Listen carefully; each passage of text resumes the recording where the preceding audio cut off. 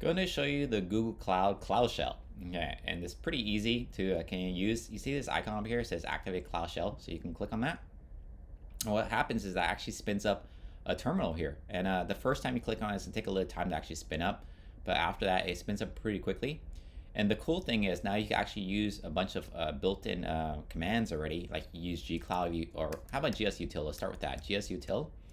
That lists is basically GCS buckets. Okay, and I have some GCS buckets there. You can also use gcloud right there, like gcloud compute instances list. I don't have any instances here, but how about networks list? So you can see the networks. I have the default network there. And then there's some settings here you can configure here by basically configure settings right here by clicking that. This is also cool. You can click on session information and you can see usage quota. Is you get actually some hours for free, kind of. Here's 60 hours for free, so you can see how much you use there. So this is actually really useful for, like, let's say like quick things on the go where you don't maybe have everything kind of set up yet. You just open up the browser, then you essentially whatever user you're logged in is, that's the permission it has. So that's actually pretty nicely handled also. So this is a pretty neat feature.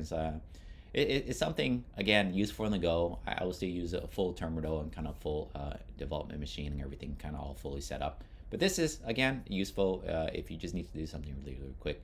I just want to show you how to get to it and how to use it. Okay, cheers.